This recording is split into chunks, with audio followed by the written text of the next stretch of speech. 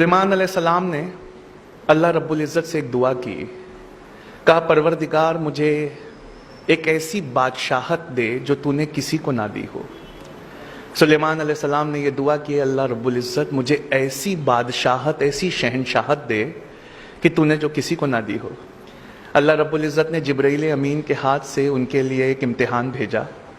जिब्राइल अमीन ने उनके सामने 3 चीज़ें लाकर रख दी और सुलेमान अलैहिस्सलाम से कहा कि इसमें से एक ऐसी है जो अल्लाह ने सिर्फ आपके लिए चुनी हुई है। मैं आपके सामने तीनों रखता हूँ। अल्लाह ने कहा आप जो चुन लेंगे वो आपकी हो जाएगी। तो उन्होंने पहली चीज़ रखी शोहरत, दूसरी चीज़ रखी दौलत और तीसरी चीज़ इल्म रखा।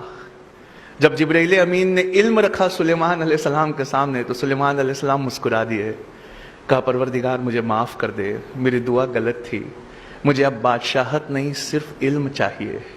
जब सुलेमान अलैहिस्सलाम ने इल्म लिया, एजुकेशन ले ली, नॉलेज ले लिया, तो जिब्राइल अमीन ने दौलत और शोहरत से कहा कि चलो वापस चलो, तुम्हें सुलेमान ने ठुकरा दिया है। तो दौलत और शोहरत वहाँ कह पड़ी हम कहीं नहीं जा सकते। हमारे रब ने जब हमें बनाया था तो ये हुक्म दिया था कि ए दौलत, ए शोहरत, जहां जहां इल्म या एजुकेशन जाए उसके पीछे पीछे चली जाना।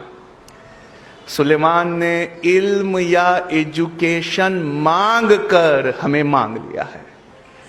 यह इंटरनेशनल मॉनेटरी फंड की रिपोर्ट है मेरे सामने, वो कहती है 70% of Muslims in South Asia, South Asia मतलब Pakistan, India, Bangladesh, 70% of the Muslims in South Asia, they earn less than $2 a day. उनकी रोजाना की आमदनी $2 से कम है। आप सोचिए, एक पढ़ाई छोड़ देने से हमने क्या क्या छोड़ दिया। एक पढ़ना छोड़ देने से हम कहां से कहां चले गए। 2016 के दिसंबर में नोबेल प्राइज दिया गया, पिछले साल का, इस साल का होने वाला है। 2016 के दिसंबर में जब नोबेल प्राइज दिया गया तो एक जापानी बायोलॉजिस्ट थे, उनका नाम है योवोशुरा ओशिमी। इनको नोबेल प्राइज फॉर मेडिसिन दिया गया, नोबेल प्राइज फॉर मेडिसिन। योवोशुरा ओशिमी की से पूछा गया कि आपने ऐसी क्या चीज़ बनाई है कि दुनिया का सबसे बड़ा इनाम नोबेल प्राइज आपको दिया जा रहा है। तो उन्होंने कहा कि मैंने कैंसर की संभवता, पॉसिबल, कैंसर की पॉसिबल दवा खोज ली है। तो दुनिया ने बड़ा जोर से उनका स्वागत किया, कहा आपने कैंसर की दवा खोज ली? कहा नहीं, दवा नहीं, लेकिन एक क्योर, एक प्रिकॉशन मैंने खोज लिया है। तो दुनिया ने पूछा बताइए ऐसा क्या किया जाए जिससे कैंसर नहीं होता। तो उन्होंने कहा कि जब हम भूखा रहते हैं और हमारी बॉडी के न्यूट्रिएंट्स खत्म होने लगते हैं, जब हम भूखा रहते हैं तो हमारे जिस्म के सड़े गले हिस्से को हमारी बॉडी खाने लगती है। जिस्म के सड़े गले हिस्से को हमारी बॉडी खाने लगती है। इसे ऑटोफैगी कहते हैं। अगर आप चाहते हैं कि आपके जिस्म के अंदर के गलीच हिस्सों को, सड़े गले हिस्सों को आपका जिस्म खा ले तो आपको भूखा रहना चाहिए। ये खोज मैंने की है। जब बॉडी ऐसे हिस्सों को खाने लगेगी तब कैंसर का क्वांटम या परसेंटेज कम हो जाता है। कहा डॉक्टर योवोशुरा ओशिमी, एक इंसान को साल भर में कितने दिन भूखा रहना चाहिए कि उसमें कैंसर ना पाया जाए? तो उन्होंने कहा 20-25 दिन, तकरीबन 9 से 10 घंटे भूखा रह जाए अगर, तो उसकी बॉडी उसके हिस्सों को खा लेगी, उसे कैंसर नहीं होगा। या रसूल अल्लाह सल्लल्लाहु अलैहि वसल्लम, आज समझ में आया आपने मोमिन पर रोजे फर्ज क्यों किए। आज समझ में आया।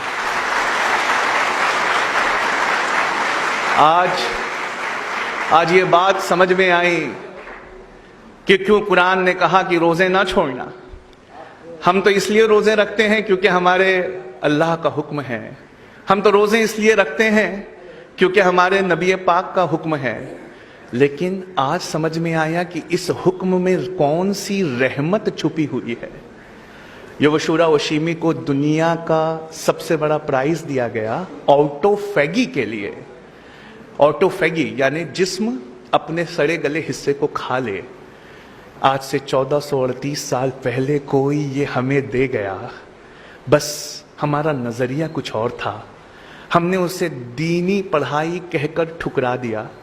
एक जापानी उठा, उसने उस पर रिसर्च की, उसने उसे दुनियावी पढ़ाई से मिलाकर देखा। आज दुनिया ने उसे दुनिया का सबसे बड़ा प्राइज, नोबेल प्राइज दे दिया। ऐ बच्चों, तुम क्यों नहीं पढ़ते? तुम क्यों नहीं कोई चीज को रिसर्च की तरह लेते? तुम क्यों नहीं कोई चीज को उस तरह देखते जिस तरह देखे जाने का हुक्म है? अल्लाह रब्बुल इज्जत कुरान में फरमाता है, तुम गौर क्यों नहीं करते कि अल्लाह ने यह कायनात कैसे बनाई है? हम में से कितने हैं जिसने ये गौर किया? मेरा ज्योग्राफी का क्लास होता है दिल्ली में, वहाँ मैं रॉजर बेकन को हमेशा कोट करता हूँ। सर रॉजर बेकन ये एक बहुत बड़े साइंटिस्ट थे, 12th सेंचुरी के, यूरोप के फादर ऑफ साइंस कहा जाता है इन्हें। इन्होंने साइंटिफिक रिवॉल्यूशन लाया था यूरोप में। अब मैं इनका एक बहुत प्यारी चीज आपको सुनाता हूँ। सर रॉजर बेकन कहते हैं, बेशक थोड़ा साइंस और थोड़ी फिलॉसफी हमें अल्लाह से दूर ले जाती है। थोड़ा साइंस और थोड़ी फिलॉसफी हमें ईश्वर या गॉड से वो दूर ले जाती है, पर बहुत सारा साइंस और बहुत सारी फिलॉसफी हमें खुदा के बेहद करीब ले आती है। अगर मैं आपसे पूछूं कि क्या अल्लाह है, तो आप में से अक्सर और बेशतर लोग कहेंगे हाँ है। पर अगर मैं आपसे दूसरा सवाल करूं, उसका क्या सबूत है कि अल्लाह है, तो आप कहेंगे बहुत सारे लोग ये ईमान का मसला है, हमारा ईमान मजबूत है। लेकिन अगर कोई मुझसे पूछे कि अल्लाह है, इसका क्या सबूत है, तो मैं कहूं कि ये सबूत तो इसी टेबल पे रखा हुआ है। कहा कैसे? 7th स्टैंडर्ड में टीचरों ने पढ़ाया था साइंस की क्लास में, 7th ग्रेड में, ऑक्सीजन सपोर्ट्स बर्निंग। ऑक्सीजन जलाने में मदद करता है। आपने वो एक्सपेरिमेंट किया है ना, कैंडल वाला? एक कैंडल को रखिए, आग लगाइए, उसके ऊपर कुछ ढक दीजिए, जब ऑक्सीजन खत्म होगा तो कैंडल भी बुझ जाएगी। तो ऑक्सीजन सपोर्ट्स बर्निंग। और नासा से पूछा कि कौन सा फ्यूल यूज करते हो अपने रॉकेट्स में, रॉकेट में ऐसी कौन सी चीज यूज करते हो कि रॉकेट आसमान में चला जाए? तो वो कहते हैं हाइड्रोजन। कहा hydrogen is the most combustible substance on earth. Hydrogen bomb भी दुनिया के सबसे ताकतवर बॉम्ब में से एक होता है, यानी एक अति ज्वलनशील है। एक जलता ऐसे है कि रॉकेट को ले जाए या पूरा का पूरा टाउन बर्बाद कर दे, हाइड्रोजन। और एक भड़काऊ है, ऑक्सीजन। एक जलाऊ है, एक भड़काऊ है। अल्लाह ने कहा कुन फयकून हो गया, H2O हो गए। दो भड़काऊ एक जलाऊ जब एक साथ आए तो बुझाने का काम कर रहे हैं। H2O क्या है? 2 हाइड्रोजन है, एक ऑक्सीजन है। क्या हमने कभी अपने पानी को इस नजरिए से देखा है? क्या हमने उसमें कभी अपने रब की रबूबियत को तलाश किया है? एक इतना ज्वलनशील है कि रॉकेट्स को आसमान में ले जाता है, और एक ऐसा है जो जलने में सपोर्ट करता है। अल्लाह ने कहा कुन, एक हो जाओ, फयकून, एक हो गए, बुझाने का काम कर रहे हैं। मतलब प्रॉब्लम हमारे नजरिए में है। हमने दीन और दुनिया को बांट दिया, सोचा कि दीन की पढ़ाई कुछ और है, दुनिया की पढ़ाई कुछ और है। दरअसल ऐसा नहीं है। इस्लाम में सब्जेक्ट के हिसाब से दीन और दुनिया की पढ़ाई नहीं को तकसीम नहीं किया जा सकता। इस्लाम में सब्जेक्ट के हिसाब से एजुकेशन को सेग्रीगेट नहीं किया जाता। इस्लाम में नियत के हिसाब से पढ़ाई को सेग्रीगेट किया जाता है। एक एग्जाम्पल देना चाहूँगा। मान लीजिए हम में से कोई आलिमत का कोर्स कर रहा है, वो कुरान और हदीस पढ़ रहा है, लेकिन उसकी नीयत ये है कि मैं बड़ा होकर कुरान और हदीस सुनाकर पैसे कमाऊंगा। तो बताइए वो दीनी पढ़ाई हुई कि दुनियावी पढ़ाई हुई? दुनियावी हुई। और कोई MBBS कर रहा है, कोई लॉ कर रहा है, कोई इंजीनियरिंग कर रहा है, इस नीयत से कर रहा है कि मैं एक जरूरतमंद की मदद करूंगा। तो क्या ये दीनी पढ़ाई हुई कि दुनियावी पढ़ाई हुई? ये दीनी पढ़ाई हुई। मतलब साफ है बच्चों, जो आप पढ़ रहे हो उसमें एक अच्छी सी नीयत जोड़ लीजिए।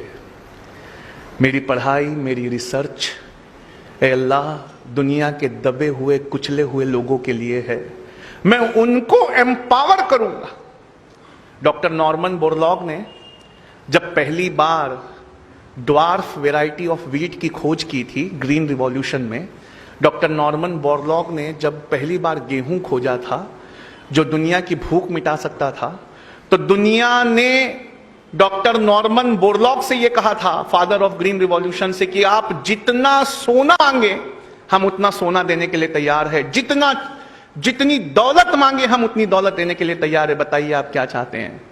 उन्होंने कहा, मैं कुछ नहीं चाहता, मैं चाहता हूं कि ये गेहूं, ये ग्रीन रिवॉल्यूशन का गेहूं गरीबों में मुफ्त में तकसीम कर दिया जाए।